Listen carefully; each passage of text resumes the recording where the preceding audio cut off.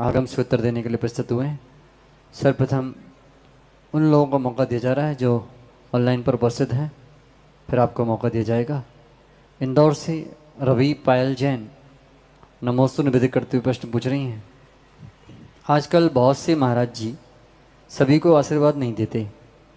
कोई नए व्यक्ति या गरीब व्यक्ति नमोस्तु करता है तो उसकी ओर ध्यान भी नहीं देते, तो यह कहाँ तक उचित है? इसमें बच्चों में धर्म के प्रति सही भावना उत्पन्न होती है या नहीं? इसका क्या परिणाम है? कृपया समाधान करें। देखिए, दोनों के लिए कथन है। इसमें आगम की बात करूं तो श्रमण भी है और श्रावक भी है। सबसे पहली बात है कि श्रावक का कर्तव्य है कि वो असमय में नमोस्तु ना करे। शयन कर रहे हैं तो चरण आदि ना छुए, दर्शन की अपेक्षा से। सो रहे हैं तो नमोस्तु नमोस्तु ना करें।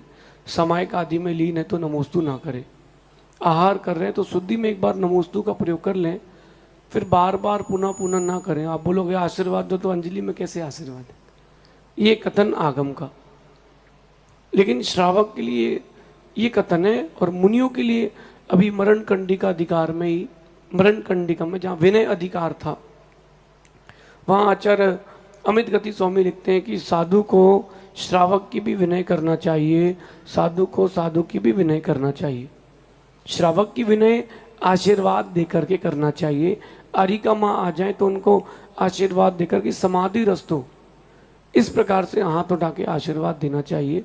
अगर कोई साधु ऐसा नहीं करते, सामान्य रूप से बैठे और चार लोगों से बात कर रहे हैं और उस श्रावक को इग्नोर कर रहे हैं क्योंकि वो पैसा नहीं देता, क्योंकि वो आपका पुराना भक्त नहीं है, तो ऐसे में उन साधु की समाधि नहीं होगी। क्योंकि भक्त प्रत्याख्यान के मरण में, जहाँ पंडित मरण की व्याख्या है, आचार्य अमित गति स्वामी ने मरण कंडिका में तो स्पष्ट लिखा है। मूलाचार में भी यही वर्णन है और भगवती आराधना में भी यही वर्णन है। इसलिए साधु का कर्तव्य कि आशीर्वाद दे, और बाकी श्रावक का कर्तव्य अगर वो नहीं देते हैं तो भी कोई विकल्प ना करे, अपन अपना नमस्कार करके चले जाएं।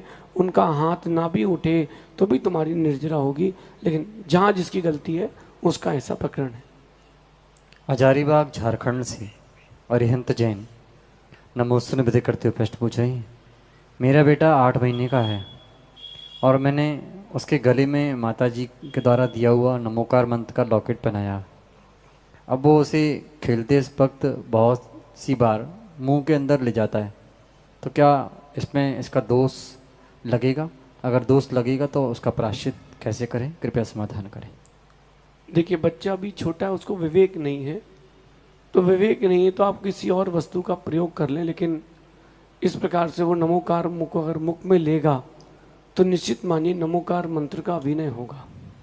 उसमें थूक लार आदि स्पर्श हो गया तो उसका बमन हो गया तो स्पर्श होगा, तो ये आपके लिए हानिकारक रहेगा।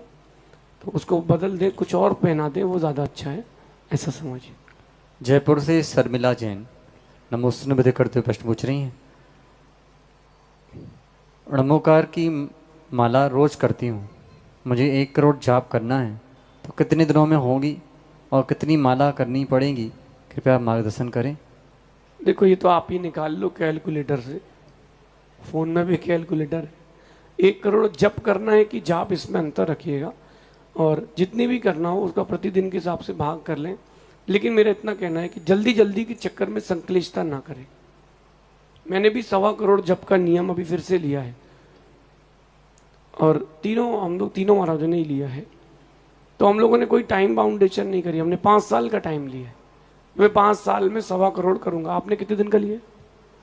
हमने भी 5 साल का लिया, इन्होंने भी 5 साल का लिया। अभी हमारे को लगभग 9 महीने में हमारी 60-70 लाख हो गई।